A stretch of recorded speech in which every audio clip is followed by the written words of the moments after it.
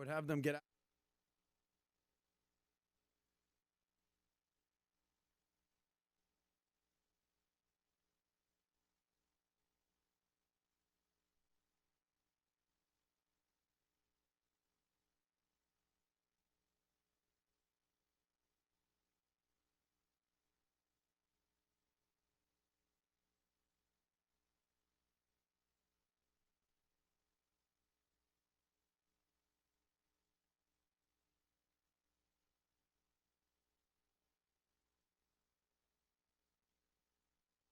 Right now. Okay, we're live. Holy shit, what is going on around? Are we live? We're live. We're a little rusty. Unbelievable. You think? How long has it been? Unbelievable. Welcome to the Soscast, baby. It's like our first show almost. That's what I feel is like going on here. Welcome to episode 13. I am fired up. Thank you guys for being here. We just did the PBD podcast 100th episode today, this morning. So the team here is scrambling, running around. We gave away gifts, a lot going on. But now we're focusing on the Soscast. All we talk is money, baby. David, is that right? All we talk is money. Jorge, is that right? Jorge, give me an all right. Thumbs up. Anyway, thank you guys for being here. My name is Adam Sosnick. You could call me Sos. And around here, all we talk is money. Welcome to the Soscast, episode 13. Let's just dive right into some stuff that's going on today. There's a lot going on, but there's something major going on right now. Have you heard what Robert Kiyosaki's been talking about this what is whole month? Robbie K's been saying? Oh, Robbie K. That's a new one for him. Look, I'm here to keep you guys up to date on what's going on in the money world. So you don't have to follow all the stories that are going on in the world because I got you. I'm here to basically break down the most value-taining financial stories of the week, or in this case, the month. And what's going on with Kiyosaki, you got to hear. So I got some rebuttals to that. We're going to be talking about some money moves of the week, wild money moves of the week. Drake's one of them. Adele's one of them. Okay? But if you're the type of person that's basically like, look, man, I don't have time to keep up with all the financial stories out there, I got you. I got you. I'm here for you. What do I say every week? Most people are most people. Most people are broke. Most people won't take the time to learn what's going on in the financial world, won't take the time to improve. But I got you. So thank you guys for being here. Thank you guys for being on. I see people are coming in live. If you didn't get the notification, our bad. We were off last week, but we're back, baby. So it's good to be here. Anyway, David, how you doing? I'm doing good, man. I'm excited. 100th episode of the podcast, PBD Yes. podcast. Amazing. Went incredibly well. And now we're back at Soscast. It's been a week off. I feel good. We feel a little rusty, A little rusty. but you think we're going to be okay? A little, dude, we're going to be That's just what I like fine. to talk about. All right, so let's get ready to talk money. Let's do it. Anyway, I did a right now we're going to talk about Robert Kiyosaki. Robbie K. Probably the biggest name in personal finance. The biggest name maybe in the money world. We'll see. Arguably, maybe there's Dave Ramsey. Maybe there's Susie Orman for all older folks. Jim Cramer's a person that's out there. Some people might say Sosnick. Tony Robbins. Some people might even say PBD, but that's more business. That's more business. Right. But when it comes to money, personal finance, I don't know if there's a bigger name than Robert Kiyosaki. And a lot of people respect Robert Kiyosaki. I respect Robert Kiyosaki, okay?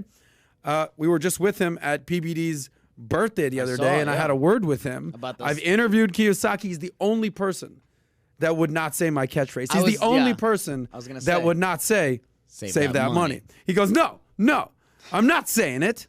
And I'll tell you why. And he went on a rant about the Zimbabwe dollar and inflation, and I get Good it. for him. But here's the latest with Robert Kiyosaki. Have you heard about what he's been predicting in October? This is our first show in November. So we could have had a show maybe right before Halloween, but now this is our first show in November, and everything that he's been predicting that would happen in October, you know what happened? It happened? Didn't happen. Ooh, Robbie K. Ooh.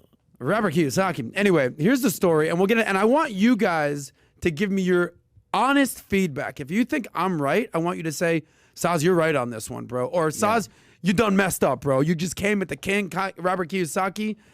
You just came at the crown? No. Stay in your lane, buddy. Call me out if that's something. But here's what's going on. Here's what Robert Kiyosaki did.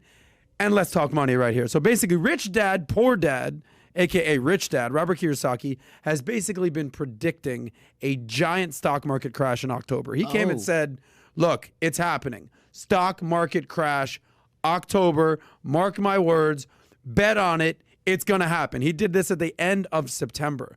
So if Robert Kiyosaki predicts a crash, and doesn't say a crash is coming soon, a crash is coming this year. He says in October.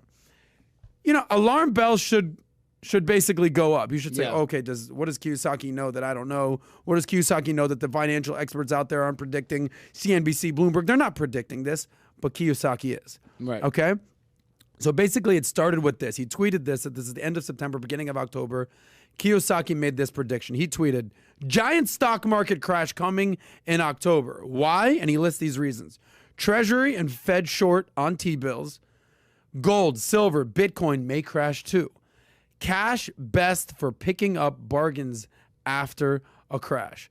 Not selling gold, silver, Bitcoin, yet have lots of cash for life after stock market crash. Stocks, dangerous, be careful. So that's what Robert Kiyosaki came out, tweeted, you know what? Put his reputation, put himself out there on the line. And you know what, David? What's that? Well, now it's November. I don't know how close you follow the stock market these days. Stock market just reached all-time highs. I was going to say, complete opposite happened. Yeah, so no giant crash. Yikes. So it's got me thinking, Kiyosaki, what's going on here, The bro? new Tom Zenner. The new Tom Zenner. What's going on here? So, you know, I interviewed Kiyosaki. He's been talking about Bitcoin, gold, and silver for months, years now. And I actually asked him, this was when's Pat's birthday, October 18th, so he'd probably had a party late month, right around his birthdays, 2 weeks ago. I said, into his face, Kiyosaki, what's up? How you doing? You remember me? Yes, I remember you. We did an interview. Yeah, you wouldn't say save that money? Yeah, I still say don't save that money. Okay, cool. Hey, Kiyosaki, you predicted a stock market crash in October. Where are you at with this right now? Again, this was 2 weeks ago. He goes, no, it's going to happen. And maybe more of a bond market crash, but, I'm still sticking to my guns. Here's the problem I got right now. Maybe the bond market isn't exactly doing great, but who gives a shit about the bond market, especially if you're young? You shouldn't be investing in bonds. Stock market, index funds, ETFs, target date funds. How much do you love index funds, David? I can't get enough. You can't get enough of index funds. I can't get enough of index funds, okay? 401ks, Roth IRAs, all-time highs right now. Meanwhile, Kiyosaki's basically predicting a crash. What is going on, Kiyosaki? Bobby. I don't know what's happening. So I asked him, I said, Kiyosaki, what's going on? He goes, well, So here's my prediction. Here's what's going on. Sometimes when you're the man, and maybe you're not in the headlines anymore, and there's maybe younger people coming up, you want to make some headlines. Yeah. And he came out and put his reputation on the line and basically predicted this crash. Why say October? Why put your reputation on the line and say it's happening? Biggest stock market crash ever, October. It's November, stock market's all-time high. At what point do you say, Kiyosaki, bro, what's the credibility here? That's what I was going to say. I would never to his face disrespect him. I got first personal finance book I ever read, financial book, was Rich Dad, Poor Dad, okay? I've interviewed the guy. I've had respect for the guy. But we do have different philosophies. Let me break this down right here. He says, again, cash best for picking up bargains after a crash, okay? Have lots of cash for life after the stock market. The problem is this. Do you know how one acquires cash? How one acquires cash? Yeah. The ATM? Yeah. Yeah, they save that money. Yeah. They get their paycheck, they make money, and they save it. Sure. Okay, so Robert, this is the argument that I had with Kiyosaki. He says, don't save that money. We crazy? He encourages a lot of people. He's a big real estate guy. So it's also one of those things like, where are you getting your advice? If you're into real estate and you're into commercial properties and taking on debt, taking on mortgages, taking on loans, Kiyosaki's probably got some sick advice for you. But if you're one of those people that's like, look, I don't like debt. I don't want to take on debt. I don't want to put on more risk. I want to save that money. I want to be investing in the stock market. Kiyosaki's basically does not stand for that at all. Right. But he's sort of contradicting to himself. So it's bad. It's the fact that he's saying have a lot of cash on hand. This is the same guy that's basically saying fuck cash, take on debt, and put your money into real estate. So it's kind of like he's having it both sides. So this is going to seem like I'm disrespecting Kiyosaki. There's going to be people, we know how, YouTube trolls, who are you to talk trash about Kiyosaki? You ain't shit, buddy. Right. I hear you. I'm not on Kiyosaki's level right now. That's true. I got a long way to go. But at some point, when someone makes an incorrect prediction or puts their name on the line and it doesn't happen, are you allowed to You know, I think call them out on them being wrong. Is this what's fair? Is this the first time that this has happened where he's predicted something and it's been opposite? I mean, don't because you know. can be like, okay, well, he miscalculated. Give the guy a break. Fair enough. But the flip side, Weathermen are wrong all the time. It's literally weathermen their are job. wrong every other day.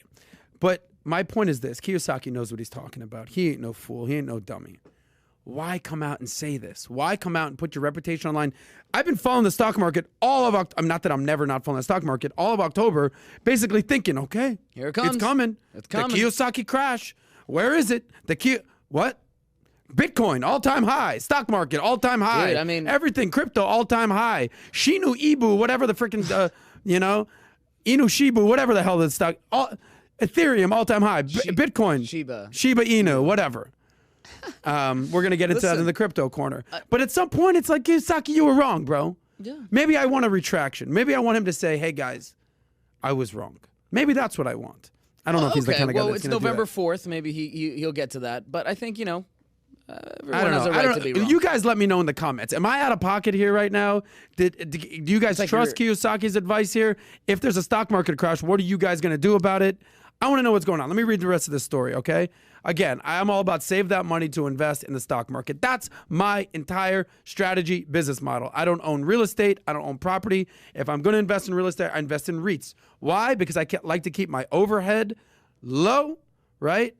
And my flexibility high. I like to keep it moving. I like to keep it grooving. I like to rent every few years when I make more money and have more money in the stock market and invest more. I'll move into a nicer place. Now, keep in mind, I don't have a mortgage. I don't have a wife. I don't have kids. It'll happen someday, David. PBD says it'll pay for my wedding if I get married in the next 3 years. I heard, dude. We'll you have see. to get married now. Yeah, at this Free point, wedding. save that money. Free wedding. I mean, hello. Save that money. By the way, I've done that before. It doesn't work out well. But Kiyosaki, as much respect as I have for him, he's kind of wrong. I stand on the opposite side. Yes, I mean, obviously he was wrong, but if Kiyosaki predicts something, I'm not going to listen. I'm just saying. And then you could go into, is this personal? Is this like a personal, if you want to go down that rabbit hole, did he try and say it was going to crash so people would sell and then things would...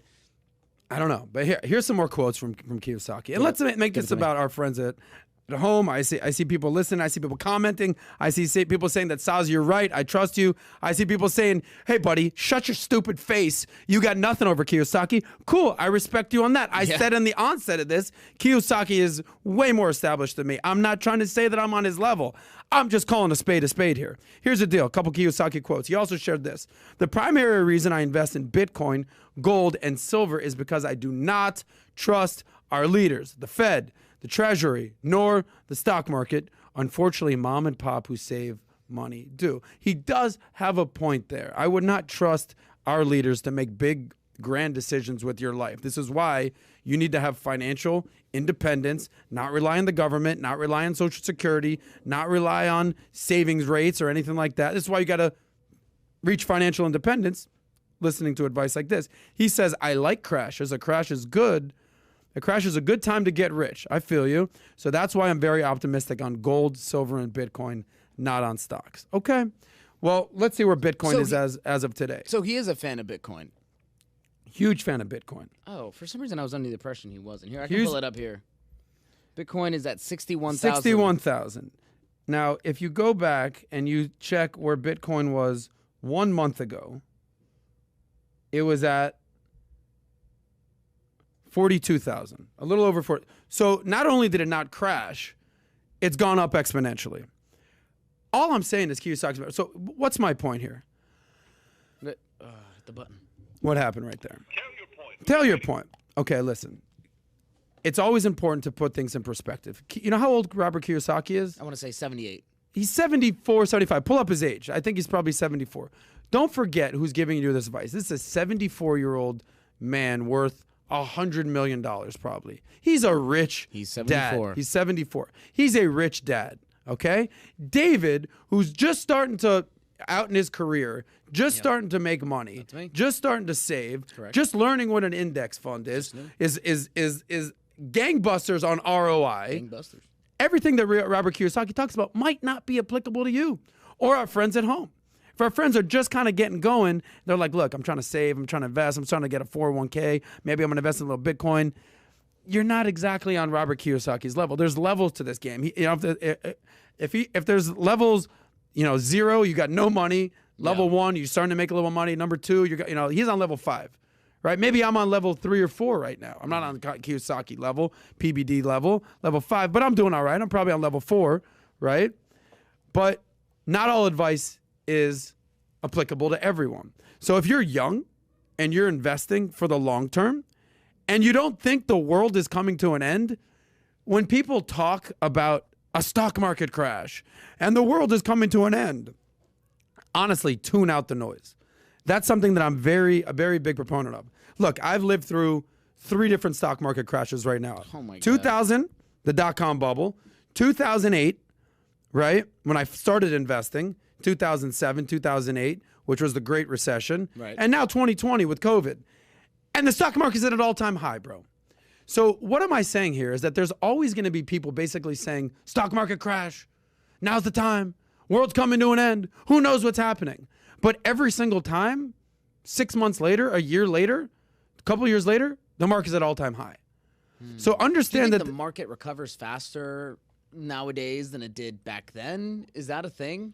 No, I mean, dude, the stock market crashed. Well, listen, 2000, and 6 months later was at an all-time high. Gotcha. And even the COVID thing, like the COVID crash is just because people, that's like a temporary thing. As soon as COVID was gone, and I say that very lightly because it never left. A lot of air quotes going on. Yeah, right there. because that's like, when people are more vaccinated and there are more things being opened up, then that thing was bound to just skyrocket back up. So Listen, here's what I'll tell you is this. And there needs to be 2 things on your mind. There's a difference between saving and investing. Now, you might say, what's the difference, Saz? One is short-term, one is long-term. Saving is for the next 1, 2, 3 years, for sure. That's saving money. Do not put any of that money in the market. Investing is long-term, minimum 5 years, in my opinion, okay? 10 years, retirement, 50 years down the line. One is risk, one is safety and security. Understand the difference. You feel me?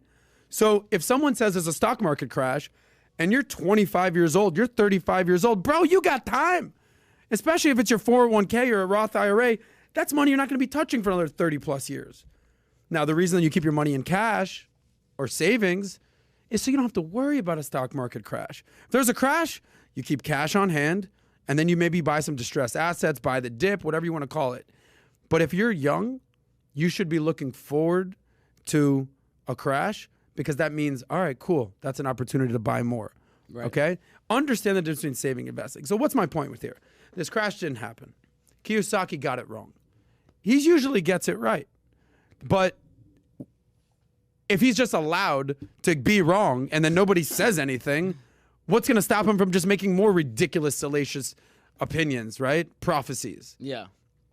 Would love to hear Kiyosaki's opinion on this. I'm sure he's out there spinning this. Again, I respect Kiyosaki.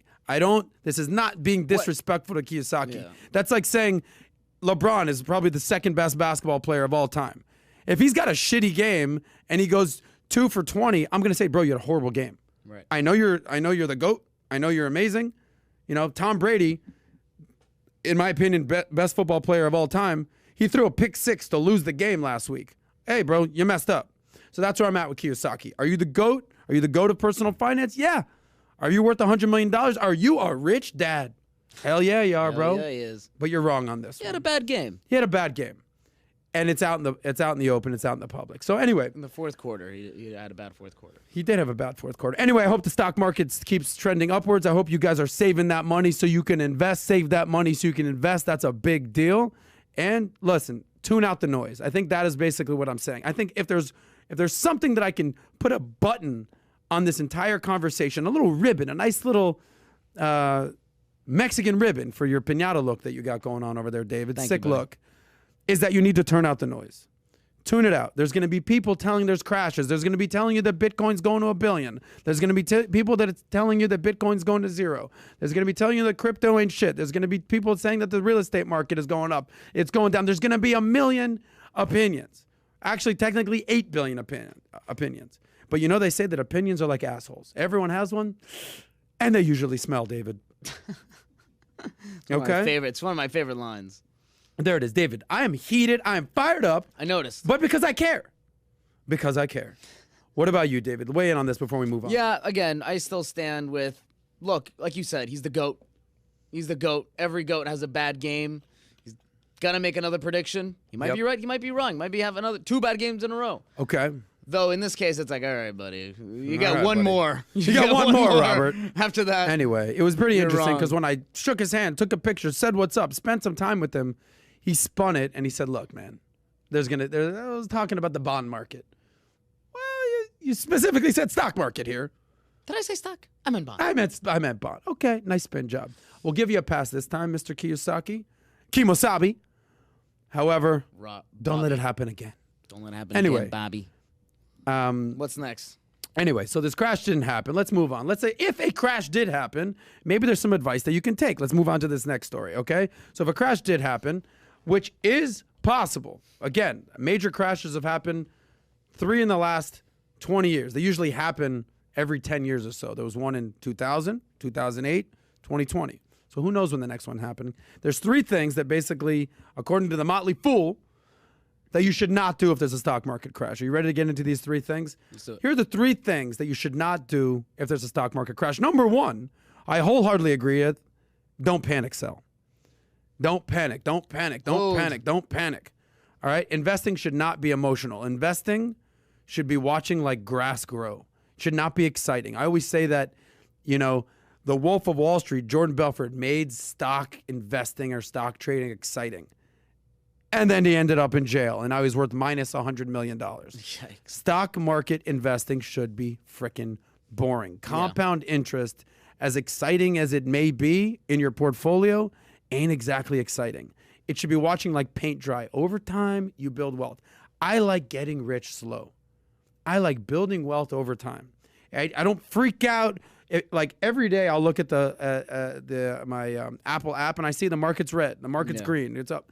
But over time, the market grows at about 10% year over year. Okay, I know that. Stock market. We're talking the stock market here, David. All right, so number 1 is don't panic sell. If someone tells you the stock market is going down, if you see the market, just chill out, bro. Don't let your emotions get the best of you.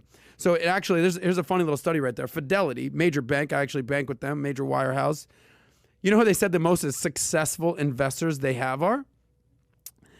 They basically said the most successful investors they had are either dead or forgot they had an account. LOL. Why? So because they weren't panic selling. Right. I mean, they were dying. Right. Or they forgot they had an account and they just left their money in the market. Yeah, point is just leave it. Leave it in there. Let it marinate. Let compound interest do their thing. Don't try to trade. Don't try to time the market. Don't try to buy the dip. Don't try to get in and get out. So you wouldn't suggest that if something's down, instead of panic selling, maybe, hey, take it as it's on sale. Tesla's on sale. Yes. Get some. So buy the dip. Well, it's the trick with that is, when do you know the dip is? If the market's at 38 right now, 36, and it goes down to 30, oh, it's the dip. Then it goes down to 25. Oh, is that the dip? Then it goes to 22. All right, now it's coming back up. Like, it's impossible. So there's something called dollar cost averaging. That's what I've done since I'm 27 years old. Now I'm 40. Okay. Dollar cost averaging is basically saying, I don't know where the market is today. I don't know where the S&P is today, but every paycheck, this is a hot tip for everyone out there. Every paycheck, I'm throwing some money in the market. Boom, paycheck, 10% going in. Boom, 10%. So every year I max out my 401k. That's $19,000 a year. When I was making less than 120 grand at a certain point, I'd max out my Roth IRA. And if you make more than a certain amount, you can do maybe a backdoor Roth IRA. There's tax incentives, tax advantages. You can put in about 6 grand in your Roth IRA if you don't have an employee. If you don't have an employee match, that's free money, baby. Take that money. But the point is that you can't be panic selling. And especially if you're young, you've got time on your side. It's like, I'm going to say, like, people are going to say, Saz, you already said that. You already said this thing. You can't. But that's my point, is it's the same concepts over and over and over again. I say this every week, David. 50% of money and your financials is knowledge. Okay, I get it. I understand I have a 401k. I understand saving. But the other 50% is behavioral. Are you actually freaking doing it? Are you actually getting out of debt? Are you actually putting 10% of your paycheck into your 401k? Are you actually doing it? That's the hard part. Yeah, and that's what most people don't do, is put it into practice. Yeah. Oh, a Roth IRA. Oh, that's sick, man. Yeah, you can make a lot I of know money. about a Roth IRA. Anyways. Yeah, I heard that's great. Are you putting money in there? No. What are you Exactly. waiting for? So, again, the most successful investors are either dead or forgot they had an account. There's a lesson there, is that just keep your money in the market. Again, investing is long-term. Long-term, whether that's 5 years in a brokerage account or a Roth IRA, or whether that's freaking 40 years in your 401k. Let the pasta sauce marinate. Yeah. Let it marinate. You know, it's like, you ever walk into an Italian grandma's kitchen? Don't touch the pasta sauce. She wants to marinate it. That's what's going on. Let it simmer. Let it simmer. Let it cook. Okay. You know Warren Buffett's famous line when it comes to risk and investing, right? What's that? I think it was in 1986. He had a shareholder meeting. Famous line, and basically he says, "We attempt to be fearful when others are greedy, and we attempt to be greedy when others are fearful." Do you understand what I'm saying? Be greedy when people are fearful, and be fearful when people are greedy. So when Gotcha. people are getting too greedy, Yeah. and everyone's making money. Everyone's making money on Bitcoin. Everyone's making on NFTs. All this Dogecoin's going up. Be very fearful. Yeah. But when everyone's panicking, everyone's selling, everyone's, oh my God, the world's coming to an end. Now's the time to be greedy and invest. So don't follow the crowd is basically what this is. Don't panic sell. There's always going to be hype in the news. There's always going to be people telling you. The news, the financial news media, if they actually could tell you stories that are new, they'd run out of stories because it's the same shit. Hey, 5 ways to make more money, 6 ways to improve your wealth, 8 ways to invest. It's the same stuff. Understand getting out of debt, understand interest rates working against you, understand that you need to have an emergency fund, you need to have a cushion, you need to save that money, understand investing long term, keep it simple, keep your costs low. It's the same stuff. Right. But they got to spin it in a million different directions so they can sell papers or sell viewership. It's the same stuff. Like, I wish I was reinventing the wheel here over here, telling you to save that money. No. The Richest Man in Babylon, it was a book that I read 10,000 years ago when it was written, whatever it was. It's the same stuff that's applicable today. Have a budget. Have a game plan for your money. Understand what's going on with your money. Debt is your money going backwards, right? Right. Save that money. You're going to need it for sure. Invest, compound interest. Have insurance, protection, a moat around your castle back in the day. Now that's life insurance or disability insurance or health insurance. And last but not least is retirement, what I call chilling. It's the same stuff. It's just a different terminology. Anyway, that's what that's number one. Sorry, I'm ranting here, David. 3 things you should not do if there's stock market. Number 1, don't panic sell. What's your point? Anyway, because when you panic sell, that's like taking an L. Nobody wants to take an L. You only take an L when you sell. Take an L when you sell. That rhymes. Okay. Number 2. There we go. Number 2, don't ignore the business, the actual business. Like Tiesto. Yeah. Let's get down to I business. hate that song.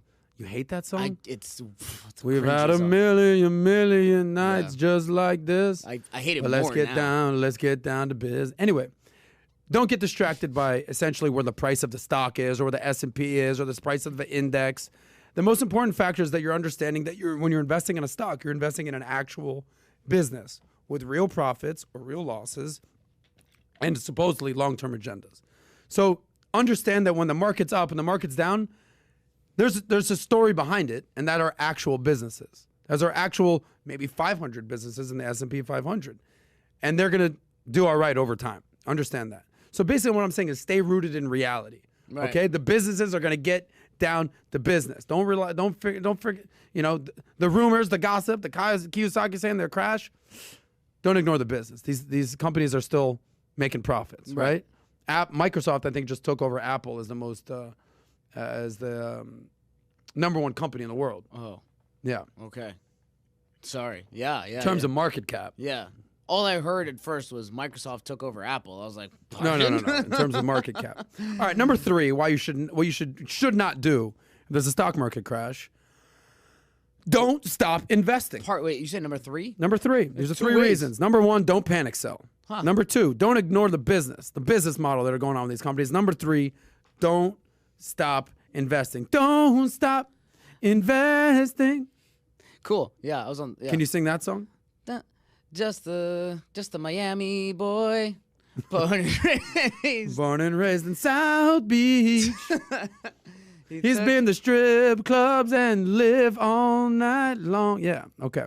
Anyway. Uber ride going An Uber ride going anywhere. Respect to David. I love when you sing. Just a millennial. I can go on. You want to keep going? No, we got to get to these three things. We got to get this in. And number 3 is don't stop it. But don't stop believing, don't stop investing. We talked about dollar cost averaging, right? Keep on, keeping on, keep on, keeping on. Every paycheck, boom, I'm putting $100 in. Every paycheck. Whether the S&P's at 2,000 or at 4,000, the Dow is at 20,000 or at 40,000, whatever it is, I'm putting money in. Whether Bitcoin's at 30,000 or at 60,000, if you believe in Bitcoin, every month, every paycheck, put another $100, put another $1,000. That's what's called dollar cost averaging. In this economy? Okay. I'm just kidding. Yeah. And that's a very simple way to basically avoid making emotional mistakes. Stop overthinking. I don't know, is the market going up? Is it going down? Is it going left? Is it going right? You just keep on investing, whether that's in your 401k, your Roth IRA, your Bitcoin, your brokerage account, whatever. If you believe in the asset class and you believe that the world is not ending, just keep on keeping on. Keep on keeping on. Don't stop. Anyway, so essentially it doesn't matter if the market's high, if the market's low. It doesn't matter what happens with that. Dollar cost averaging. Don't stop investing. Okay? So again, I've lived through 3 crashes. Okay? 2000, when I basically was in college, I couldn't spell investing at that point. Certainly couldn't spell 401k, that's for sure. 2008, when I started investing, basically I think I started investing. They're like, how much money did you lose? I'm like, nothing. I literally just started investing like last week. Nothing. Okay? And I've been maxing out all my stuff, 401ks, Roth IRAs, all my brokers, putting as much money into that since 2008. From 2008 to 2020, there was the longest bull market in American history.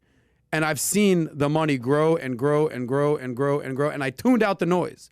You know how long over the last, before COVID, I mean, there's a market crash, Oh my God, what's happening next? I just tuned out the noise. Boglehead's Guide to Investing. I talk about that book, right? Jack Bogle, Vanguard. Tune out the noise. Keep your costs low. Stay the course. It's simple if you actually can tune out the noise. So there's going to be a lot of distractions. There's going to be ignore all the Kiyosaki predictions, all that. Just keep on keeping on. If you're young, for sure.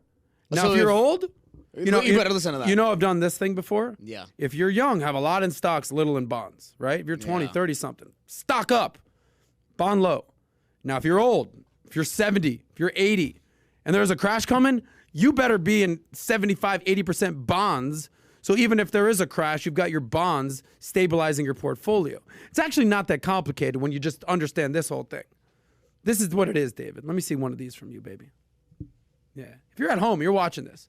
Give one of these. Yeah. You want to give one of these too? these. What's up? What's up? Hey, all right. And now we're up here. Okay. Hey. The point is this. If you're Poncho. young, don't let the nonsense in the news distract you from your long-term goals. Save that money, invest that money, tune out the noise, stay the course.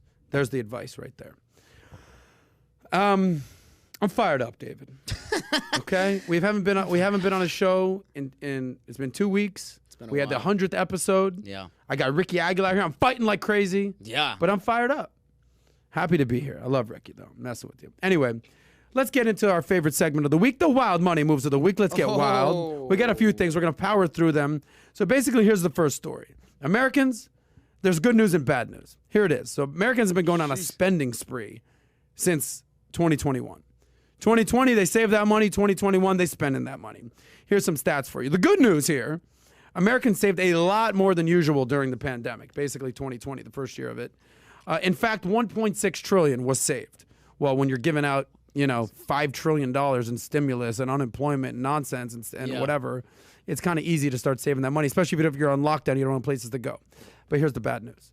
Since 2021, since the vaccine, everything's been rolling out, Americans misspending that money. In fact, Americans are spending on average $765 a month more than they did in 2020. So if you spend typically $1,000 a month, now you're spending $1,700 a month. Jeez. Okay, if you spend $500 a month, now you're at $1,200 a month. Okay, and you know who? Shocker alert! You know who's spending the most? Gen Z and millennials. Yeah. Oh. You did it. You hit the nail on the head. So basically, younger folks, Gen Z, millennial, they're leading the charge on spending now, where the average American is spending $765 a month more than they did last year, going out, having the time of their lives. Gen Z millennials are now spending $1,000 versus the average American spending an additional. That's essentially they're spending an additional $1,000 a month. Save that money. Spend that money in this case. And where do you think they're spending that money, young David? I don't know. I have a lot of questions going through my head. Like, how much of that is because of inflation? How much is like we were? No. It's not inflation. It's just money out of pocket. More money. Because where are they spending the money? Where do you think these young millennials, these 20-something, 30-somethings, are spending that money? The obvious answer is going to be something dumb like Amazon or clothes or games or going out drinking, food and beverage. There it is. Yeah. Food and beverage. There it is. They're going out. You know, the big three of spending money: eating stuff, drinking stuff, or seeing stuff. They're dining out. They're going out to bars. They're going out to clubs. Clubs are open again. Bars are open again, right? Or they're traveling. They're going on vacation, especially since things were on lockdown. What you might be saying, like, well, duh, you haven't been able to go out in a year. Yeah, exactly. Time to get your YOLO on, right? Yeah. Which I understand, but this I could have seen coming from right the beginning of lockdown. Well, you know, when you're on lockdown and you're basically pent up demand. I'm pent up. I got to get the hell out of this house. And you're basically staring death in the face, or at least you thought COVID. Turns out 99% of people are not dying. 99.9%, unless you're old, unhealthy, or some very tragic situations. You're seeing, staring in the face of death. You're seeing bad things all around you. Basically, that YOLO mentality starts to kick in. Oh shit, it's YOLO time, bro. Yeah, we gotta get to the club. I got a hole in my pocket. I'm burning to spend money. Dude, right? Yeah, I went to it's burning up. Yeah, same thing. Music festivals are sold out. All of them packed. I went to this thing 3 Points in Miami. Yeah. And first time going, but all I heard before was like, oh, it's never been this packed. So yeah, people are pent up. They want to be out. They want to go to music festivals. They want to do things, and they're gonna spend a ton of money. So, look. A lot of the money, as we talked about, this extra $1,000 a month, this extra $765 a month, I get it. A lot of it is going to food and beverage, eating and drinking, or going out traveling. I get it, okay? You know, they're almost like they're locked up. They said, if I'm going to die, I ain't dying cooking in my kitchen. I'm going out. Yeah. Okay? But understand, I say that there's three big things, three big expenses in your budget. If you can manage these three big things, you're going to be all right financially. Housing, where you live, transportation, how you get around, and your F&B, your food and beverage, what you eat and drink. And if housing, maybe you're not paying rent right now. Maybe your family's helping you live. You're splitting the cost of roommate. Maybe you're not, you're working from home and you're not traveling as much. Okay, maybe. But food and beverage, they say it's death by 1,000 bites. So in this case right now, this food and beverage, going out, drinking, traveling, partying, having the time of your life is costing you, on average, an extra 10, 12 grand a year. Yeah. Okay? So when you have 3/4 of America living paycheck to paycheck, 50% of people don't have $500 for an emergency fund, right? And 80% of people don't have $1,000 saved. And you're spending all your money on food and beverage. Yeah. Dude, I went through my finances last week, and I noticed all of my money was going to lunches here when I order food, or going out, drinks. Yeah. I stopped doing that. I did this like two weeks ago. I stopped doing that. I've saved, dude, so much money. Yeah. Because I started just cooking at home, bringing things in, not going out for drinks. If I go out with friends, I don't get alcohol. Maybe I'll just get, the food. Yep.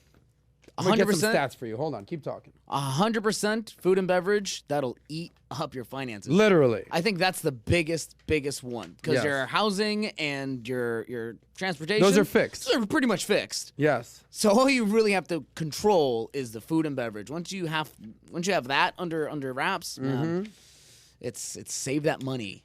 Save that money. Here are 10 things that are killing your wealth. Here we go. I did an episode on valuetainment economics one time. 10 things that are killing your wealth. And number 4 was eating out. Here's some stats for you. Just because we're going to go ham on the whole eating, drinking, dining, fine dining. Intended. We're going to go ham on it, right? So the average American household spends $3,000 a year, $250 a month on eating out. Okay? So the average meal at home is $4. The average meal out is $13. That's a $9 difference. I was actually going to have a conversation with one of our friends here that should remain nameless. He says every single day he orders lunch. Every day, maybe dinner. So that's on average $13, $15 a pop. I said, he gets Chipotle, Chick-fil-A, whatever he's getting. Yeah. So on average, let's call it 50. That's $30 a day. That's boom, boom, boom, boom, $30 a day. And times 5 is 5 days. That's $150. It's almost $200 a week. It's $800 a month. Okay? Eating out. So he's like, this is killing me, man. This is killing me. So, it's 5 times more expensive to order delivery, by the way, than just eating out. Oh, yeah. So, like, when I'm talking about eating out, like, maybe you just roll up to a place and get a meal. It's $12, $13. If you're going to order delivery, Uber Eats, DoorDash, now you're at $20. 22. Easy. Okay? So, and if you're doing it every day, lunch, let's say it's $10 a day, maybe $15 a day. Okay? Times 5 days a week, that's $3,000 a year. Do you don't understand what's going on? So, you want to treat yourself? You want to treat yourself? Cool. Do it on a special occasion. Do it on a birthday. Do it on a date. Not every single day. Yeah, it's not a treat if it happens every day. You know, like, I've heard that before. It's not a party if it happens every night. Every day. So it's like, yeah, treat yourself. Like you said, special occasions, weekends, all maybe, you know. Anyway, seems like I'm a little angry today. I'm not. I'm here for you. I'm actually I'm very happy. Very happy. 100th episode PBD podcast. We're doing it. But, you know, when you see people, overspending, I get it. You know, we've saved a lot during the pandemic. Now it's time to spend that money. You're kind of making up for lost time. I get it. But just don't get caught up in that lifestyle. Yeah. You want to go out, have a nice dinner? Cool. Respect. Do your thing. But understand that is money that is going out the door. How are we looking? All right. Speaking of dining out, let's move on to our next story here. What's next? I saw the story. I said, on the surface, not exactly a groundbreaking story, but I'm going to make it a groundbreaking story. I'm talking about Hooters waitresses right now. Oh. When's the last time you ate at Hooters? Oh, man, it's been a while. Easy, maybe 2 or 3 years. Okay. Wings went down. Actually, no, I went Do you go for the wings or the atmosphere? I go for the wings. Yeah, horrible decision. Go for the atmosphere. No, what atmosphere? It's like, So a Hooters waitress reveals basically how much she makes in tips each week, and the amount will surprise you. So here's a story right here. There's a lady named Kristen Songer. She kind of went viral on TikTok. If you hadn't seen it, she was basically explaining how much Hooters waitress makes, talking about the different options as far as outfits that they have to wear, because they were basically considering going to a skimpier little outfit. I think they reeled it back, and they're going to keep the traditional outfit because I think that's skimpy enough. Anyway, she's a South Carolina grad, USC. Skimpier outfit? Skimpier. But I think they vetoed that. Yeah, maybe. I'll get she's attending medical school, but she was a Hooters waitress, right? And basically, she broke down how much money she makes as a Hooters waitress, and I thought it was pretty interesting. Number one, if you're a server, you understand that you probably make $2 an hour on average, but the real money that you make is in tips. So on average, she said she can make on the low end $50 on a shift to a high end about $400. Wow. Okay, so when you add that up, depending on how many shifts you work, in total she makes about $1,300 a week in tips. Now, if you extrapolate that, and I'm not saying that she worked every week or every month or every day of the year, whatever, but you can be a $70K earner making that kind of money. Being a Hooters waitress, putting yourself through college, making 70 G's. Not bad. Not bad. Yeah. Kind of makes you maybe want to get some fake, become a waitress. I don't even need a fake one. I always think that if I'm going to be a fry guy or a busboy or any sort of like staff, help staff, yeah, go do it at Hooters. Just like if you're going to be cleaning tables. Are you a Hooters guy or a Twin Peaks guy? I just found out about Twin Peaks recently. I'll get out of here. So there's no Twin Peaks in South Florida that I'm aware of, or in Miami. Oh, Definitely Hooters in Miami. There's Twin Peaks in West Palm Beach. I'll tell you what. I'm down to find out. Okay. Okay. But basically, all right, there's two parts of the story here. There's the surface level part of this. How much do Hooter waitresses make? 70 grand. Compare that with the median salary, which is 40, 50 grand in America right now. Hooters waitresses are winning. Cool, respect. So now you know a little, all right, cool, I get what Hooters is. But the bigger thing is this. You know what I did in college? I was a server. I was a waiter. At Hooters? Not at Hooters. At a wing joint in Florida State, Tallahassee. Shout out to Johnson's. my FSU alum.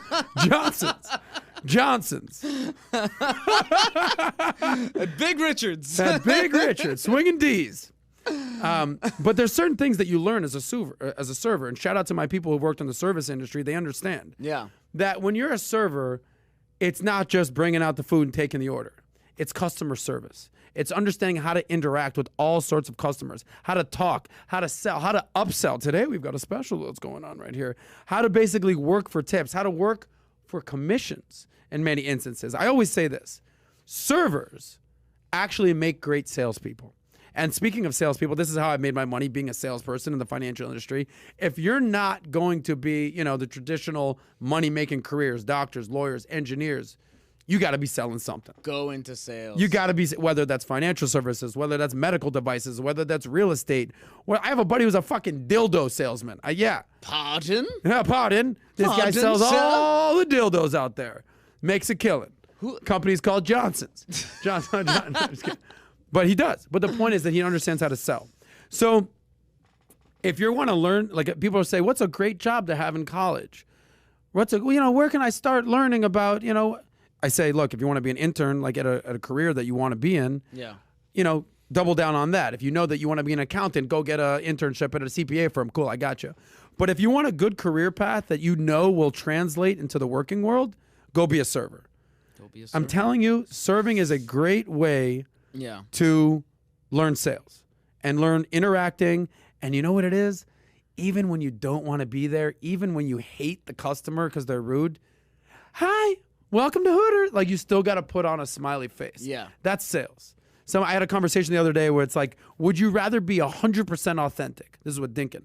Would you rather be 100% authentic, but it jeopardized business opportunities and piss people off maybe? Okay. Or kind of have to tell, white lies or not be true to yourself, but make more money? What would you pick? The latter. I would say it's not even close. Yeah. It's not even close. Yeah, absolutely. It's business. Negocios is what they call in Spanish. Yeah. I'm not here to make friends. No, I don't I'm give here a to do shit. Yeah. deals. Yeah, I'm not encouraging you to lie and cheat and steal. That's not what I'm saying. You're encouraged to win. Like, yes. get that deal. I'm not going to just be completely transparent and tell you, last night I went out, I got freaking wasted, bro. I don't think you understand. I'm not going to tell that to business people. Hell no. Why?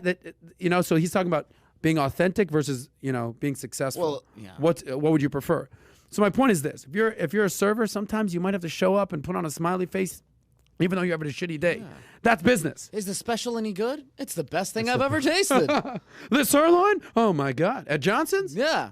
At Johnson's. Yeah. Today, their special is the hot dog. Anyway, that's my 2 cents right there. Servers make great salespeople. If you're looking for a career, like I definitely, I don't want to shit on servers out there, because I know that there's people who work for like Joe Stonecrab, which is like the most iconic restaurant in Miami. Again, we're in South Florida here.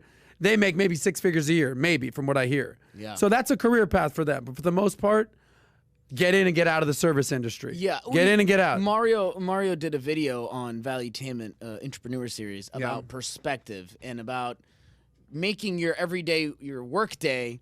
Some people I don't want to go into work, man. I hate being a server. It's all about changing your perspective. You do change it to like, okay, I need to make these many sales because this will help me in X. I'll make this. It'll make work less. Because that's the thing. That's the pushback about being a server. Like, I'm not going anywhere. I'm not going to. It's just a server job. I hate it here. Yeah. It's all about perspective. You change that. And like you said, it's training for something bigger, to be this great salesperson. I don't know. I've lived by this thing that, like, I could be doing whatever it is, but I want to be really good at it. Like, I was a bank teller for a little bit. And I don't want to be a bank teller. Obviously, you know me. That's not in my... No. But I was doing it for college. And I was like, okay, well, I'm going to try and be the best bank teller here. And I wasn't. No, but I tried. Okay. And that's the thing. You just have to try and give yourself a purpose. I like that, David. Thank you. Respect to you, David. I think your young David's doing great. By 100th episode, David's going to be a billionaire. We all know that. Anyway, so if you're a server out there, shout out to you. And remember, tip your server, ladies and gentlemen. These people are working on tips. Yeah. There's nothing worse than working your ass off, being a server, treating people the right way, delivering the food. Yeah.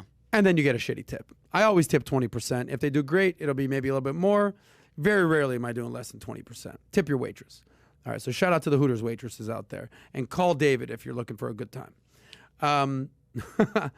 This is another story right here that, look, we can get into it. We can get in and get out. You're a fan of Adele? I like Mac, but Dells are cool. Not the Dell computer, David. Adele, the singer. She's all right. Okay, she's all right. I'm not a huge fan. She apparently is dating LeBron's agent, Rich Paul, right now. That's random. But apparently she's been performing these days in London again. And fans are absolutely shocked by the price of these tickets. Remember we talked about Salt Bae and the prices of his steaks and hamburgers and Red Bulls and Cokes and French fries, and they were outlandish. let's see your opinion and our friends at home opinion on what Adele is charging to go to one of her concerts. All right, Okay, let's see. so let's take a look at some of these prices here. Basically, so general admission, if you just want to walk in the door, it's $125. I don't think that's crazy.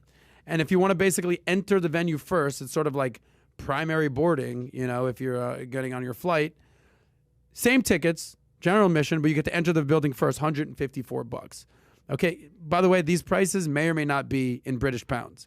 So I think the conversion is 70 cents to a US dollar, meaning a US dollar is the equivalent of 70 cents in the UK.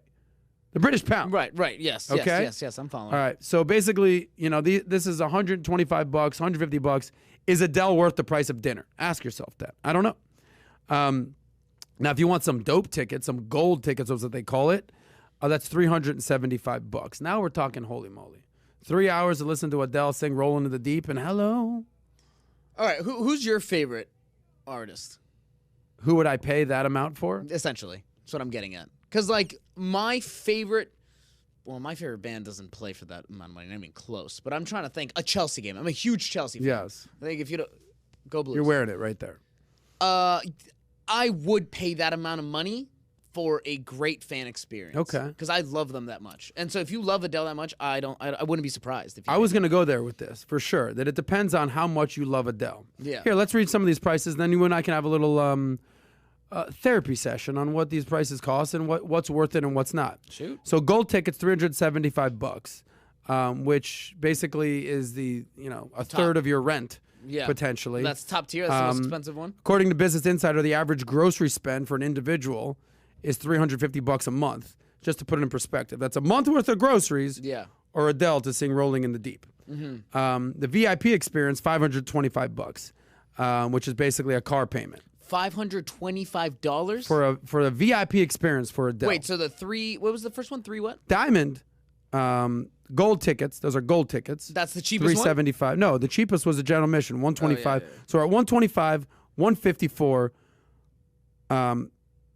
$375 for gold, and VIP $525. So basically, a new TV or a car payment. There you go. David's writing on his hand. I don't know what he's doing. I'm writing these prices down. And if you want access to the VIP terrace, I'll set you back $600.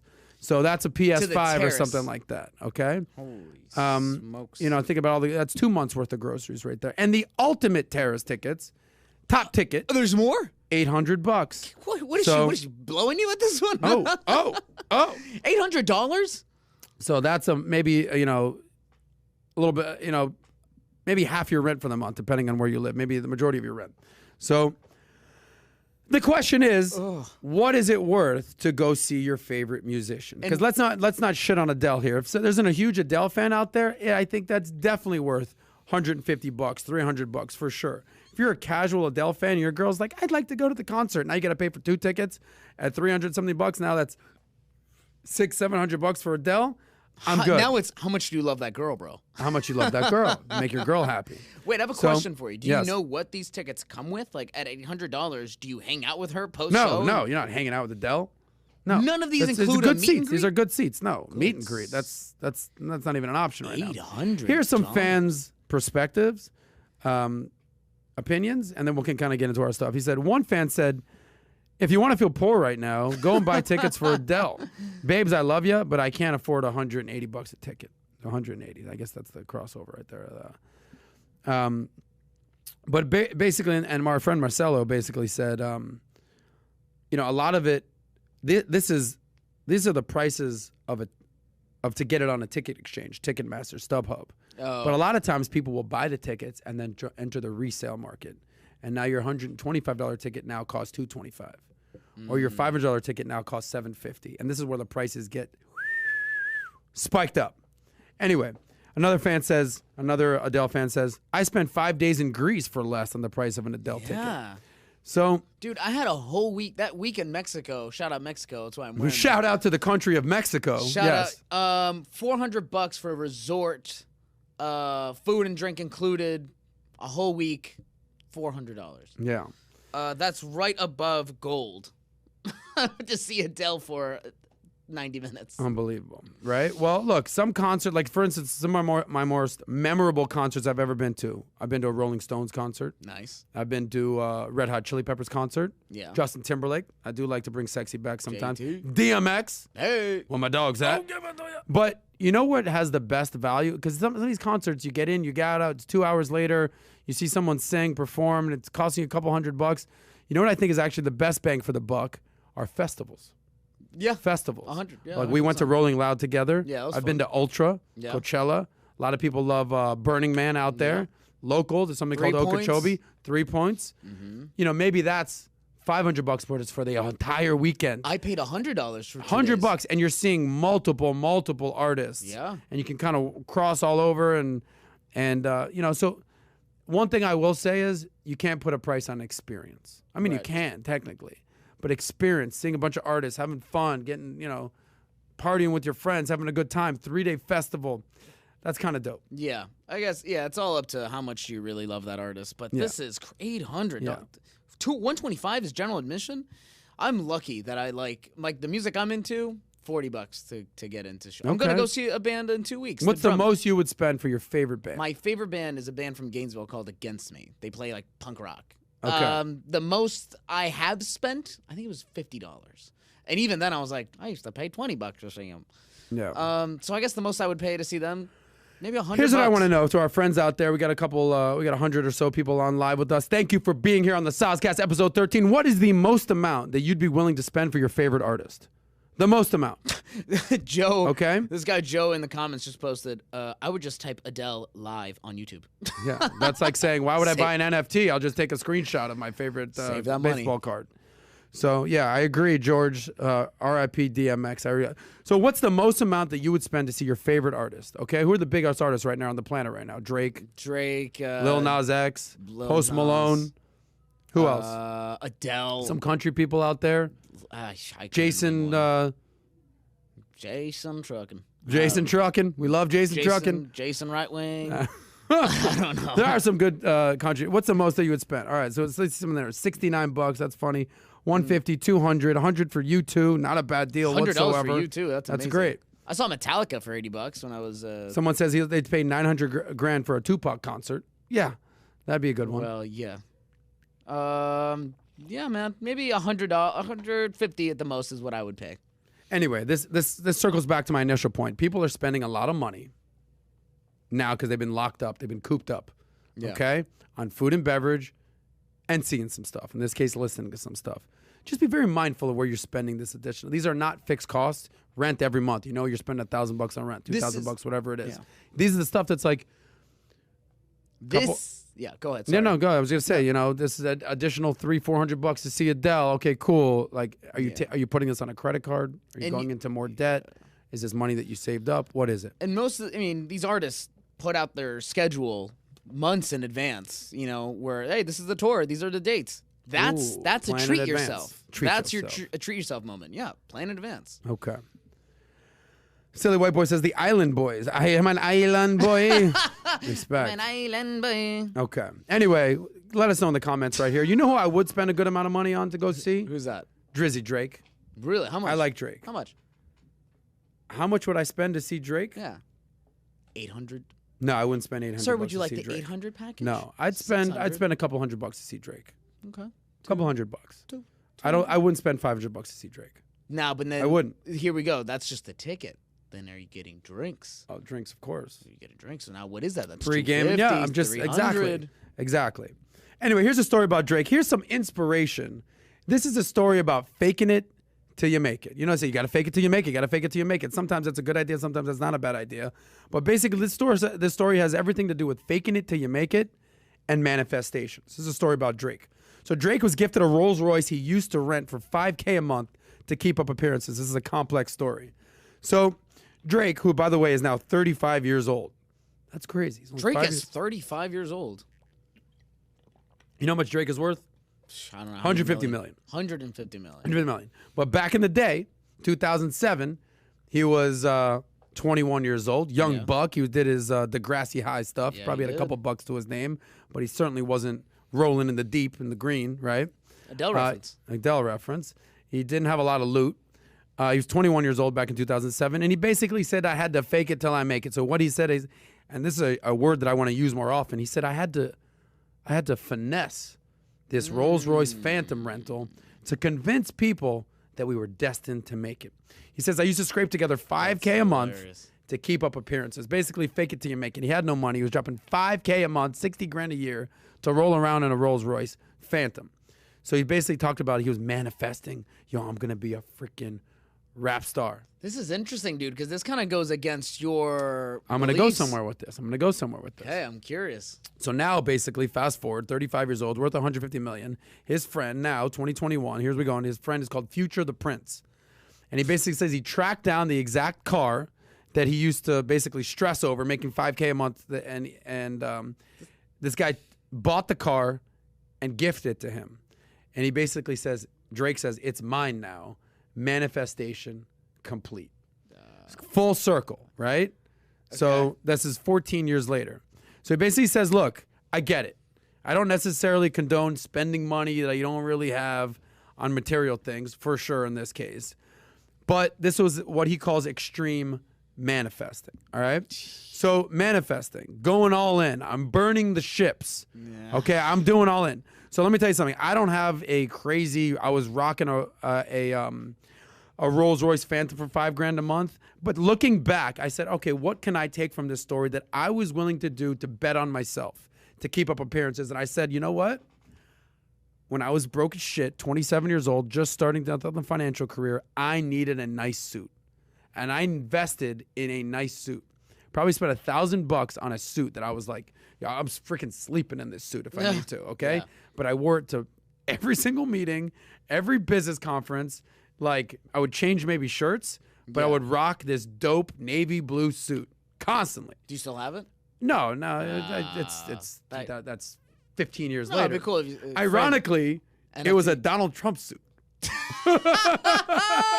Oh, how the turntables. How things have changed. This is when Donald Trump, the businessman, before the president. Ironically, it was a Trump suit, a DJT, Donald Trump suit, pinstripe. Oh, I thought I was the coolest guy around. God. But basically, I invested in myself. I bought a Donald Trump $1,000 suit, and I said, yo, I'm gonna make it in the business world. I'm gonna figure this thing out. And if not, I'm gonna look good while doing it. Yeah. So that was my Rolls-Royce Phantom. I could not afford $1,000 at that point in my life on a suit, but I said, this is something that I'm gonna wear to every single business meeting, that I'm gonna rock, that is gonna make me feel good and make me look good, you know? Yeah. You know, they say, you know, you look good, you feel good, you perform good. Yeah. Boom. And it worked out well for me. So I'm not saying that I'm condoning these types of things, but let's say I would have spent that money on a watch. That watch really wouldn't have done. Nobody's going to do business because I got a cool watch. So a lot of people out there will maybe spend that money on a car to keep up appearances. But this was called extreme manifesting. You ever fake it till you make it? Have you ever done anything that you would fake it till you make it? No, I haven't. But this reminds me of a little story from a little country we talked about a few weeks ago. Papua New Guinea? Where they were like, let's fake it till we make it, boys. Rent those, buy those Maseratis. Yes. And we shat on them pretty hard. Pretty hard. So where it's like, well, where do you draw the line? Yeah, Drake kind of just got lucky, you could say. Well, okay. Here's how I would have turned this. This extreme manifesting. Drake has basically said, I'm going all in. Yeah, Papua New Guinea on this did the rap same career. thing. They're like, we're going all in on this country thing. No. And we're going to rent these Maseratis to fake it till we make it. Now we're in debt. But that's a poor country. They were doing that. Drake was a poor man back then. They were doing that to impress people. And so was Drake. He just said so.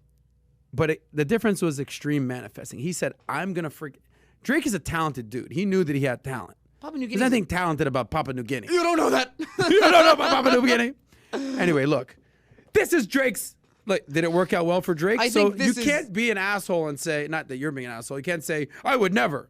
It clearly worked out well for Drake. Yeah, but I think that's such a scary thing to put into the minds of young, impressionable kids that are like, oh, I want to be like Drake, and it worked for Drake. Man, I got to do the same thing. I got to invest in this dumbass purchase.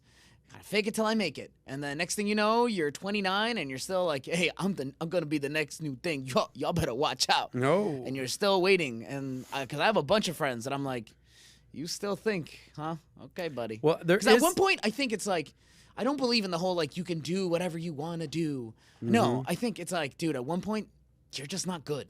You're just not good. You have to find your thing. And although you want this to be your thing, dude, I would give anything to play for Chelsea. Yeah, that's not going to happen. It's not going to happen. Yeah. So maybe I should just move on to something I'm actually good at. Well, Drake was good at rapping. I think that was the thing. Sure, exactly. So Drake worked out for Drake because he's good at it. Yes. But people are like, if he do it, Know I your can do limits it. is what you're saying. Know your limits, bro. Know your limits. If it's Stay in been your years lane. and you've seen no change in your damn SoundCloud.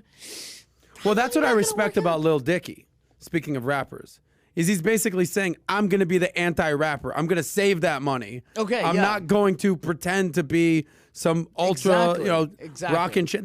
Look, people see past the rappers making it rain, spending money. They get it, bro. Like, Yeah, exactly. You're kind of an dude. idiot here. That's why Lil Dicky made it, because he does have that. Because he's real. He's authentic. He's real. He's authentic. Fiscal conservative. Save that money. And it's we going to save that money. exactly. No, Yes, and I that's agree. a whole music thing that I can get into where it's like, be genuine. Okay.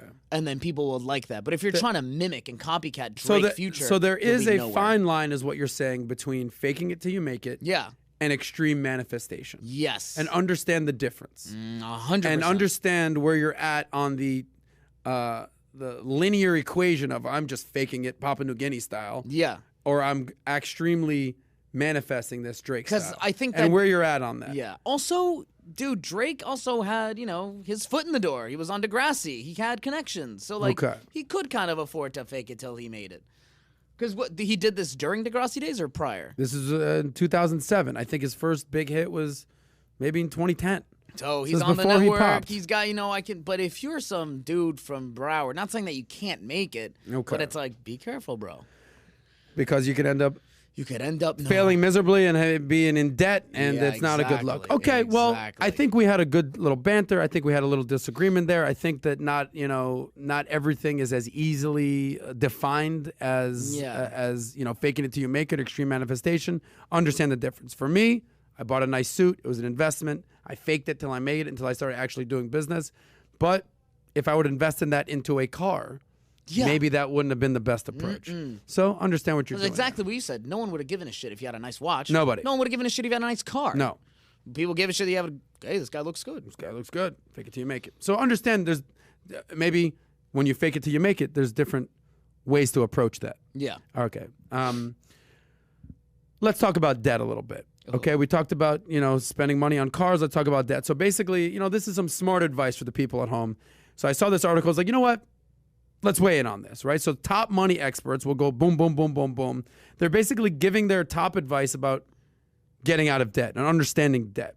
So we're just going to go down the list here. There's 5 experts that we're going to talk about here. You tell me which one you think is the best advice. Of these 5 experts, you tell me which is the best advice. Okay. And we'll start off with the king of no debt, Ooh. Dave Ramsey. Dave Ramsey. So Dave Ramsey says, decide you're done with debt. This is what Dave Ramsey has to say. He says, there can be no such thing as debt-free life without discipline. I agree with that.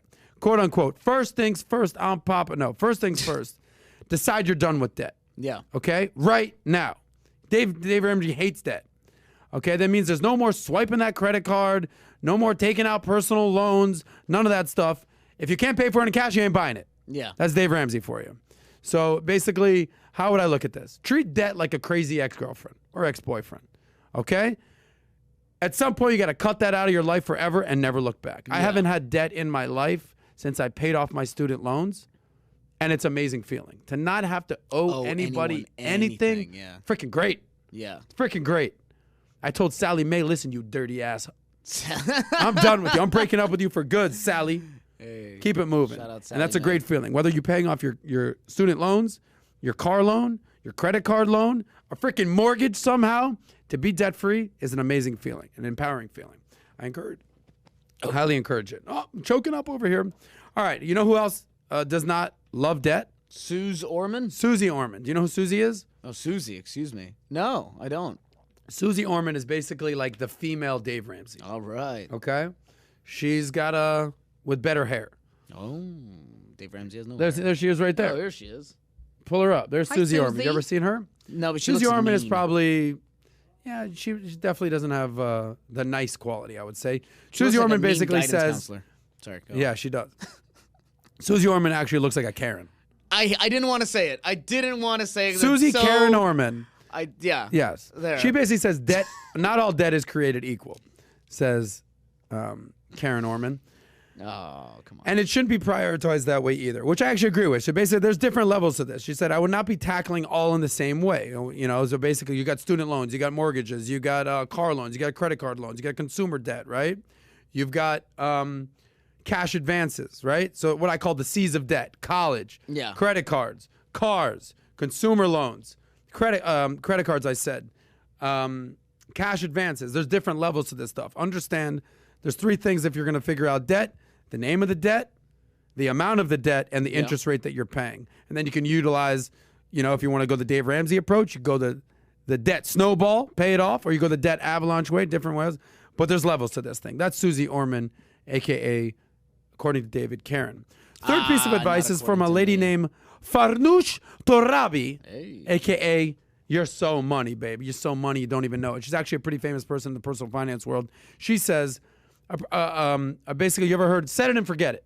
Set it and forget it. You've heard that before. I actually believe that in investing. Listen, set it that's exactly and it. forget it. It doesn't work necessarily that way when it comes to debt. She basically says this, like, she gets the set it approach, especially if when it comes to paying off debts and eliminating it. But one thing you can't do is forget it. Okay? She says, I like the set it part, but not the forget it part. She goes, that entails basically tuning out and hoping for the best. She ain't with that, and neither am I. That's Farnoosh Torabi.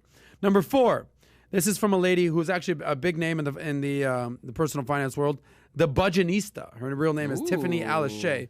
She says, spend wisely, my friends, and only on essentials. So if you're in debt, you got to understand the difference between essential and non-essential. We learned the word essential for sure during COVID. If you're an essential worker or non-essential worker, you would know. Our friend Gerard's got a non-essential tattoo on his neck. That's how non-essential he was during COVID. The government came and tattooed that on they him. said this ain't Listen, that essential, buddy. buddy. Your jokes, your opinions, they ain't essential. So she says the only way to real way to eliminate debt is to stop spending your way into it. Understanding the difference between essential and non-essential. Couldn't agree more. You got needs, wants, savings, and debt. You've heard of the 50-30-20 rule? 50% goes to your needs, 30% to your wants, 20% to your saving and paying off debt. Understand that the wants, they can be moving over to the saving or paying off debt category. Boom, now you're living debt-free. And the last but not least is that money should not be a secret. When you're talking to your family, money is very taboo, right? Yeah. We don't talk about it in our family. How much you making? It's how much. What's your investment portfolio? You know, keep it money secret. So this guy's a New York Times bestseller. His name is Neil Godfrey. He says, quote unquote, anything that involves money and the exchange of value can be used as a learning tool for your kids. Okay? Or for young people in your family. Sure. There's no way to expect kids to grow up with a healthy attitude toward money unless they know how it works. Of course. So don't keep it a secret. I meet with my 8-year-old nephew. I say, save that money. Oh, believe me, save that money. But I say, adorable kid, by the way. Yeah, the best, Rory. I say, if you take out the garbage, I'm going to give you $5. Okay? Yeah. And then sometimes I'll say, if you take out the garbage, I'll give you $0.25. And he's like, nah, I'm good on the quarter. Yeah, I'm good, buddy. Yeah, I'm good, buddy. So he understands, because when you're a kid, $0.25, $1, we're like, understand the value, the fair exchange of, okay, cool. Hey, if you do this, I'm going to give you $20. Oh, damn, what's up? What do we got to do? Yeah. Hey, if you do this, I'm going to give you a shiny nickel. Yeah, I'm good. Back in my day. So this is all great advice. So shout out to Dave Ramsey, Susie Orman, Farnoosh, the Budgetista, and the New York Times seller Neil Godfrey. All good advice. All good advice. Because when you get out of debt, you can save that money. You can start investing. There's levels to this stuff right there. Okay. Let's move on because nobody loves talking about debt. It's one of those things that when you get it out of your life, you feel great. But when it's in your life, you're...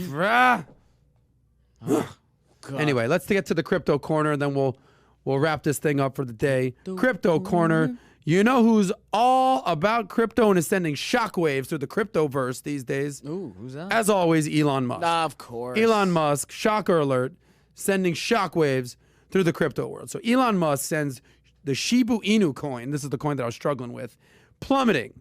And he basically says true value is in building products. Respect. What story is this? Okay. It's on Entrepreneur. You have it?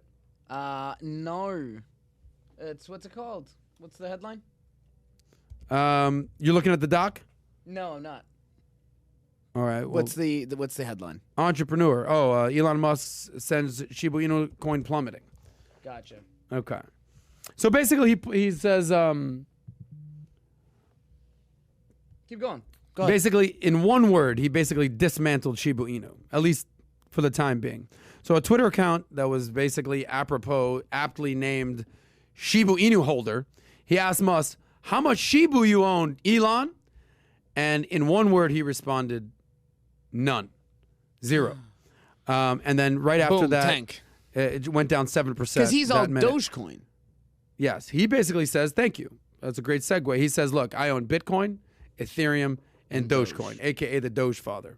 And he basically warned his followers, or warned anybody that would listen, not to bet the farm on crypto. So as someone that is that big on crypto, he's also saying don't bet the farm on crypto. I know a lot of people that are all in on crypto.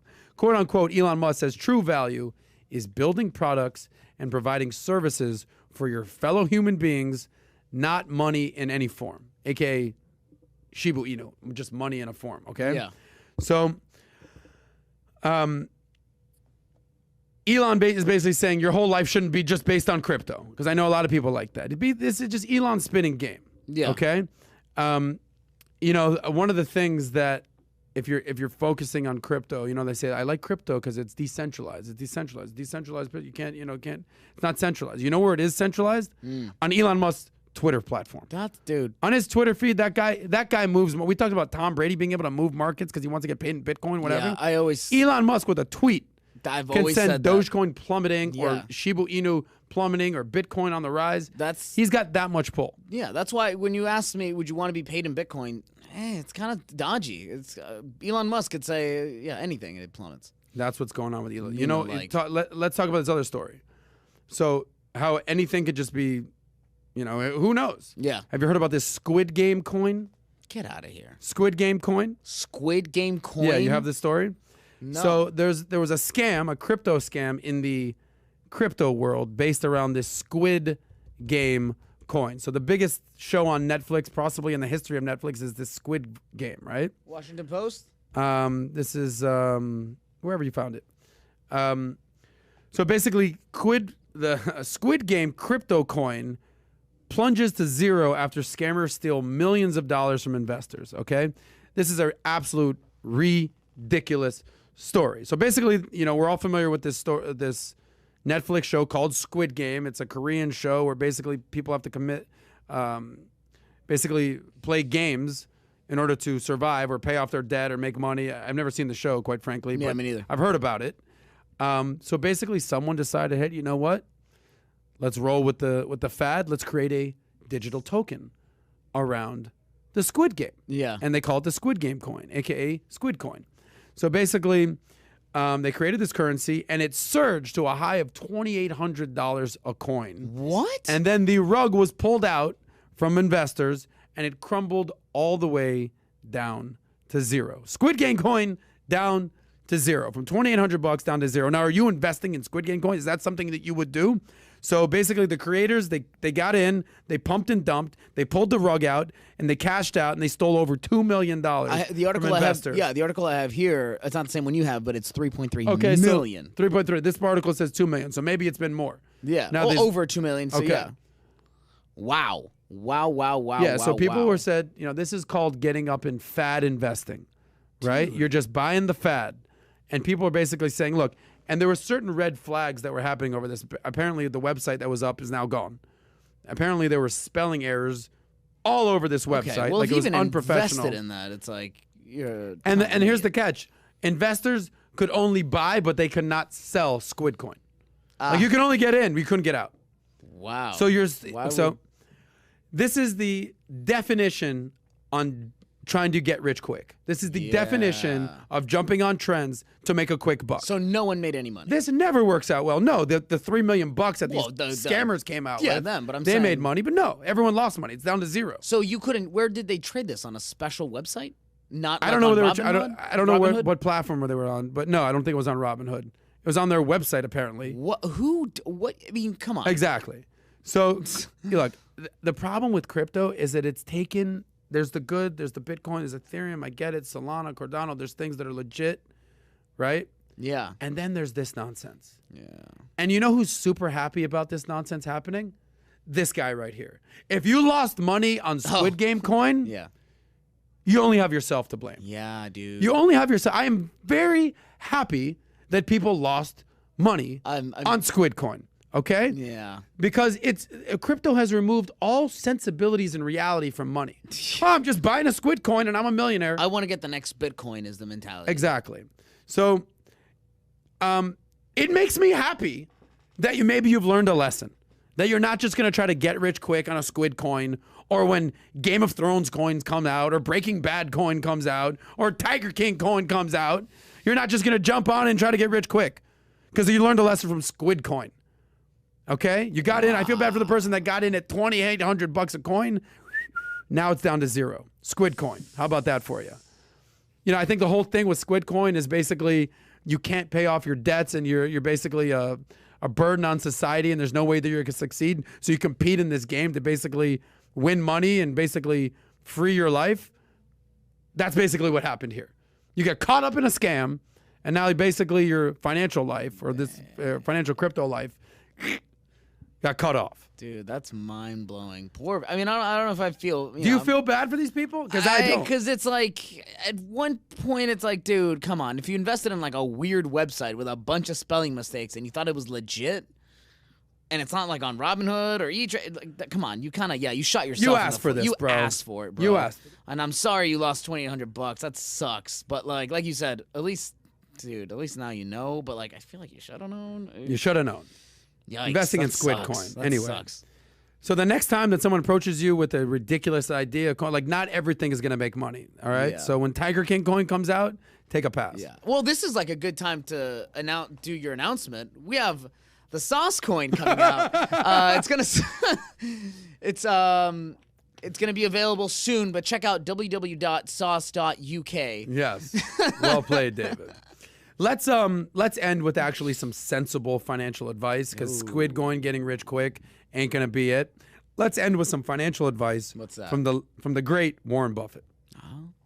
So Warren Buffett apparently has 4 money rules that says if you want to be a millionaire, follow these 4 rules. I feel like we're constantly bringing up what Warren Buffett's rules on money. Yeah. Here are 4 of them, 4 of many, but basically here they are. Number 1, pay yourself first. Pay yourself first, right? Okay. Save, then spend. Not Save, spend, then save. Love it. Save that money. Save 10% of your paycheck, invest 10% of your paycheck, whatever it is, then you spend. And then there's levels to that. Cover your needs, then your wants, and then last, you indulge in any sort of luxuries that you got going on, right? Cars, clothes, jewelry. We talk about this all the time. What are the luxuries that cost you money that always depreciate? Cars, clothes, jewelry. Cars, clothes, jewelry. Save that money, then you can spend on your needs, then on your wants, and then on sort of what they call indulgent luxuries. That's number 1 from Warren Buffett. Number 2, this kind of goes with the luxuries. Be careful splurging on brands, a.k.a. brand names. We've talked about this before. We gave a belt analogy, right? Yeah. Like you've seen the picture with Warren Buffett and Bill Gates, and it's like, you know, $300 billion in one picture, not one Gucci belt in sight. You've seen this? Yeah. Okay. So basically saying there is a big difference. You have 3 belts. One's $5, one's $50, one's $500. Which belt would you get, David? A 5, a 50, and a $500 belt.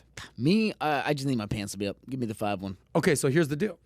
So basically they're saying that there is a huge difference between the 5 and the 50. The 5 is actually probably a piece of shit. The 50, stable, reliable, gets the job done, keep your pants up. The $500 is just a name brand. There's not that much of a difference between the 50 and the 500. Let me say that again. There's a huge difference between the 5 and the 50. This is going to fall apart in a few weeks. It's crap. It's BS. You bought it at the dollar store. The 50 is going to be decent. It's going to keep your pants up. It's going to be a value play, a value investment. The $500 is just a name brand. Yeah. You're just buying the brand. So basically what I'm saying is if those are your 3 options, get the $50 belt. $50 Not the $500 and not necessarily the cheap ghetto-ass brand. And you think this applies to everything?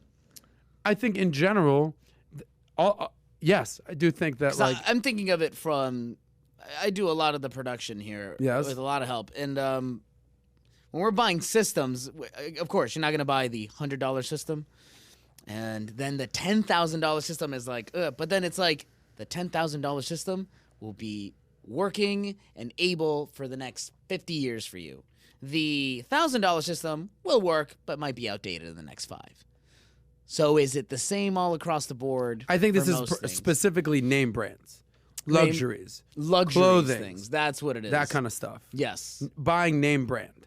Buying name brands. Then I totally agree. Then the $5 one will definitely break down on you. I think this is really applicable when it comes to clothes. Yeah, 100%. And Okay. Number 3, and this is what we just touched about with Dave Ramsey, Susie Orman, and the rest of the folks. He says, be careful about taking out loans, a.k.a. debt, what I call the worst 4-letter word in the world. It's worse than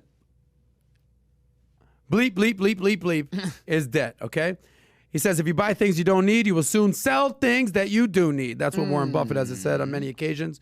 So understand the credit card games. All right, so listen, I have a credit card. I pay it off in full every single month. I understand that if I don't pay it off in full every single month, I'm going to have 19% interest to pay. So I don't want to have that in my life. I pay it off in full. If you pay it late, you're going to have to pay a penalty or a late fee. Understand that. So thank you, Warren. We've kind of spent some time on debt, but understand, be careful taking out loans. We get that. And then he talks about number 4, be careful about investing with borrowed money. That's happening a lot these days where people are basically buying on margin to buy crypto or basically spending money, taking out loans to invest in other properties. Yeah. It's tough to win that game, okay? He says, for the record, Buffett has cautioned against borrowing money to invest in securities, a.k.a. buying on margin. That's basically what happened with a lot of the GameStop people. They were buying on margin, and next thing you know, the rug got pulled out of them. Yeah. Now they owe a lot more money than they actually expected. So that's Warren Buffett. What are your thoughts? Yeah, I mean, hard to argue with the legend GOAT himself, Warren Buffett, on his 4 rules to become a millionaire. But I guess in something that just kind of came up, where do we hold Warren Buffett account? I'm thinking back to Kiyosaki and his wrong prediction. Warren Buffett, GOAT. Have any Warren of these Buffett been wrong? Like who's arguing Warren Buffett? Who's saying, hey, this guy, Warren Buffett, I don't know about him. I'm wrong. He's been wrong before. Has that been a thing? He doesn't come out and make these ridiculous, salacious He's very conservative in his opinions. He's very conservative. He's a value investor. Because a lot of these he things... He basically says the best he could do is an S&P 500 fund, index fund. He talks about that kind of stuff. It's kind of like what you said earlier. It's like, yeah, okay, I know anyway, we're wrapping up here. We've been going an hour and 20 minutes or so.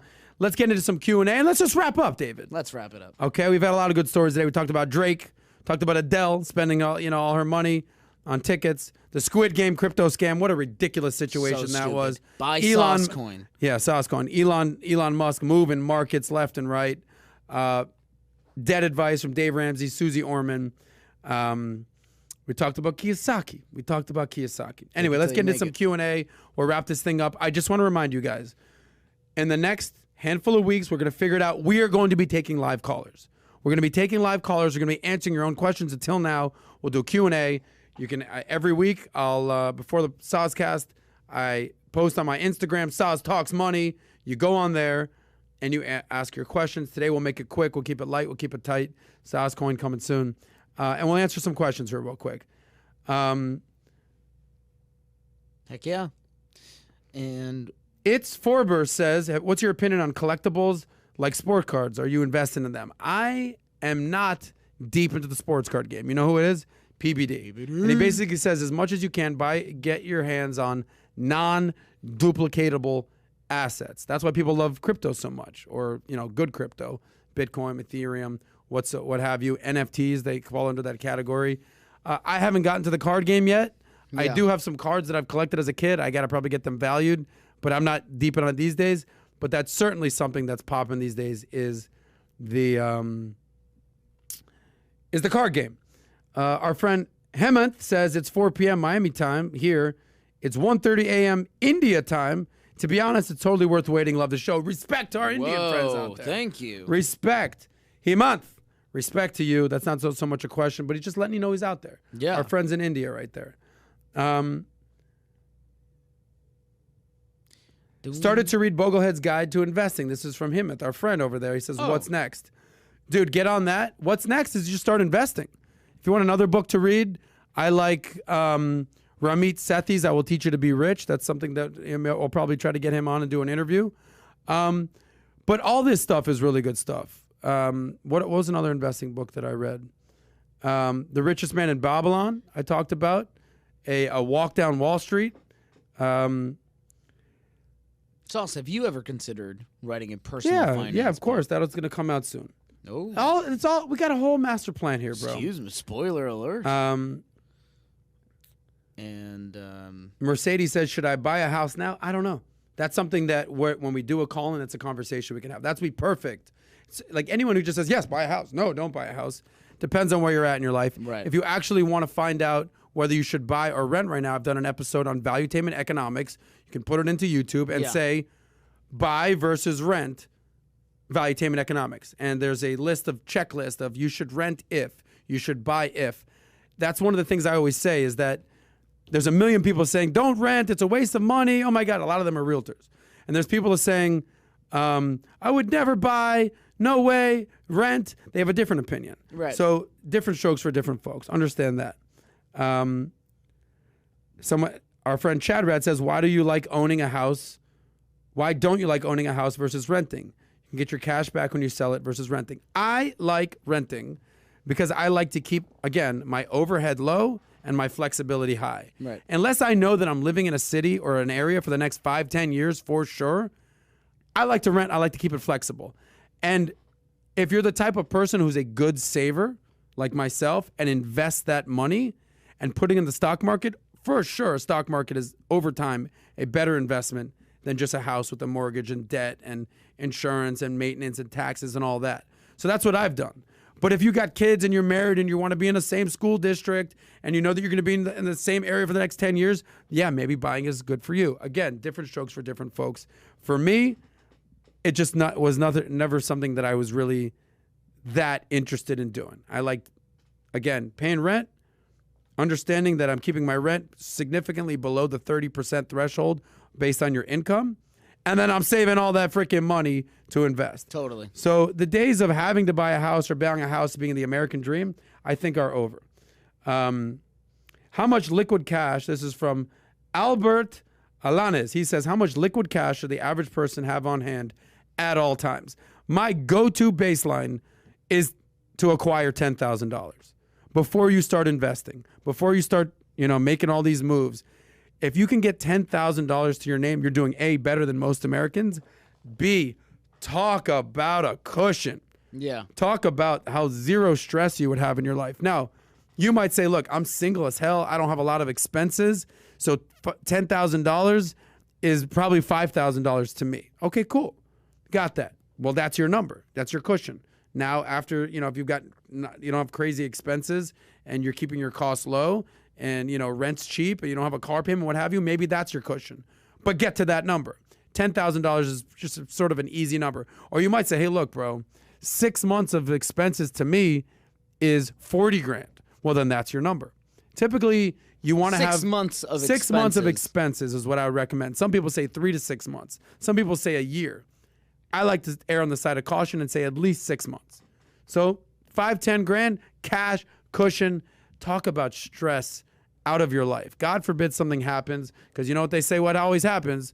Shit happens. Yeah. So if you've got cash saved up and you don't need to put it on a credit card or take out a loan or, oh, bro, can I borrow $500? And you got 10 grand in the bank, boom, you spend $1,000 on an emergency for your car, you're chilling. So that's what I would recommend. So my answer to you, de facto answer, is 10 grand.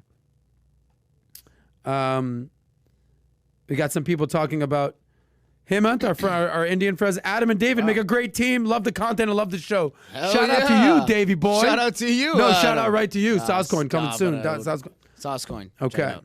So, and last but not least, we'll just say this. This came in earlier. Can't wait. Excited for PBD episode 100. Respect. Dave. And can't wait for Soscast episode 100, where David becomes a billionaire. No way. That's what they said. So shout out to you guys at home. Dude, again. the pressure's on. Pressure's on, bro. Start saving, investing ASAP. It was like a joke at first. Listen, now it's like, we're doing this live every Thursday.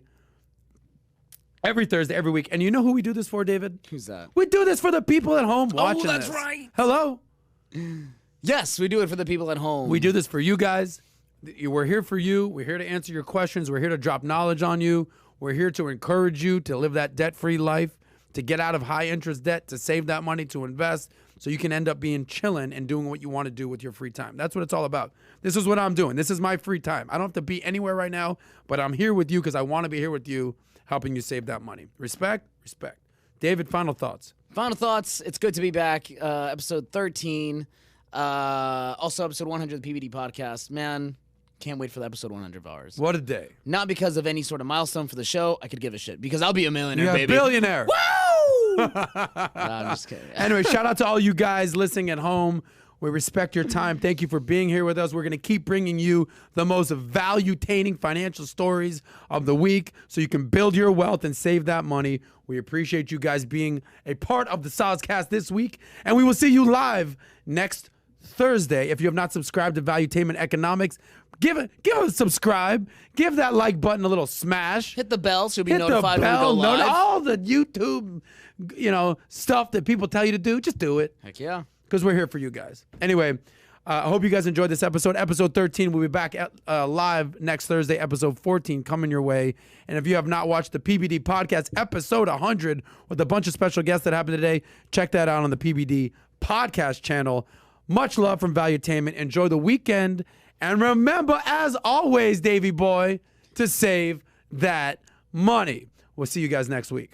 We're out.